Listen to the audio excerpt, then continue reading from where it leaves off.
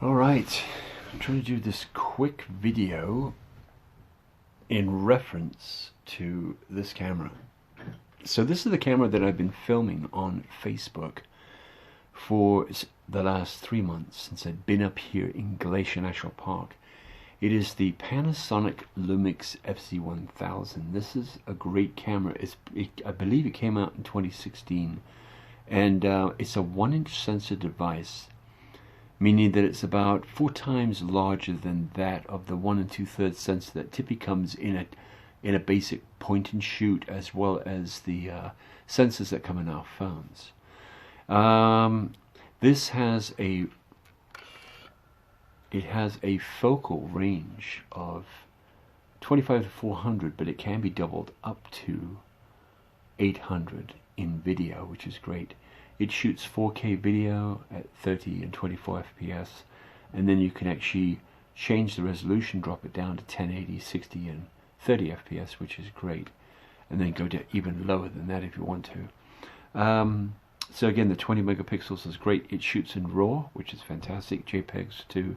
A RAW file can be as big as 22 megabytes, and the biggest JPEG I've seen so far is the 11 megabytes. So again, it could be a decent sized file. The diopter is very easy to operate. The EVF is 2.3 million dots. The LCD, I can't remember how much it is. I think it's 1 million dots. It's got FN buttons, which are function buttons. Those are F1, F2, F3, F4, and F5. And those function buttons are quick access buttons instead of diving into the menu. A lot of people don't want to go into the menu and look for a variety of different settings that they have to change. It's got access to, on the back here, you can't see it, but it's got white balance here, ISO right here, and then it's got the focal areas. So it's got a wide focal area. It's got a focal area that you can actually move up and down on the screen, however you want to set it up. It's got spot focus. It's got autofocus tracking, so it'll actually track the subject. Then it's got facial recognition also, which is great. It's also got autofocus macro. And so with the autofocus macro, you can actually set it for macro zoom. Macro is typically about 1 centimeter, which is amazing. And then of course it can range anywhere up to, I think, 8 inches in macro zoom, which is really handy. Up here you've got a dial that has single shot, and then it's got multiple shot, and then you've got bracketing, and then you have, I believe this is time lapse, and then a timer, which is great. And up here is the main wheel for all of your adjustments for whatever settings you want to set. And then it has the video, which I think is in a great spot, because if you're filming and you want to zoom all the way out, you don't have to actually do this also by manually. You can do this electronically, like this, and so on and so on. So you can actually zoom in on your subject, which is great. One of the key features that this has, which I really do like, that my other cameras didn't have, the Sony Alpha A5000, A6000, and the Nikon didn't have this, was this has silent mode. So I can actually take a picture as a mirrorless. I can go in and do burst shots of 12 frames a second, and you can barely hear it just go. Let's see if I can mimic it. It's like a. On the Nikon, forget it. On the Sony, forget it. On the A5000, forget it too. They were too slow. I mean, the A6000 was pretty quick. I think that was 11 frames a second. This is really fast also. This has a microphone jack right back here. And again, you got a 3mm microphone jack, which is awesome, so you could put a microphone in it. The LCD is fantastic. You can flip it up this way. You can do a variety of different filming. It's really up to you how you want to do the filming, which is fantastic.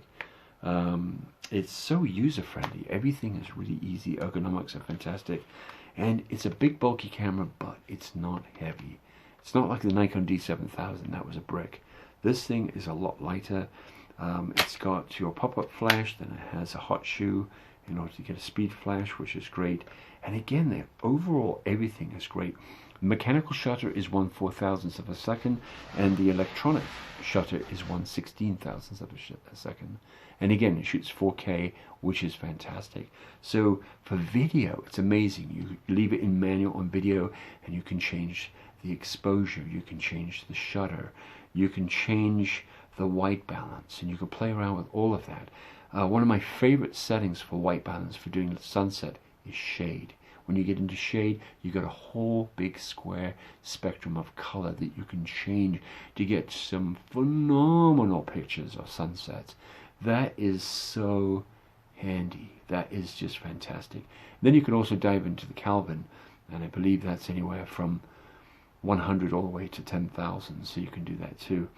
The shutter speed will go all the way up to 1/4000th of a second, but then in mechanical. And then if you want to do long exposure, it'll go all the way down to I think it's 160. I think it's either 30 seconds or 60 seconds. I think it's 30, then it hits bulb. And then you can do some low light shots if you want to do some shots of the sky, but it's not going to come out anywhere near as clear as anything like an APS-C or full frame, or even micro four thirds, because the sensor is very small. But for a grab and go camera, this is a great camera. One of the cool things it does that the other cameras couldn't do is I could actually do a time lapse in 1080p and convert it to 4K. That's really cool. So if you want to do a 4K time lapse, that's awesome. This is not weatherized. It is a little bit weatherized for some of the misty mornings and stuff like that, but if you want to take it to the beach where it's just heavy moisture, don't recommend it. Now there is another version called the FZ1000, and that I think is an amazing camera. That might be the one that I look at. It still has a 1-inch sensor, but it has built-in ND filters, and you can get ND filters for these, which is fine, but to have built-in ND filters with just switches on the side, that's fantastic. Anyway, for 400 bucks, this is definitely worth it. And again, I've had a lot of fun with it. A lot of people have given it really good ratings. It's been a lot of fun to play with. Alright, there you have it. Cheers.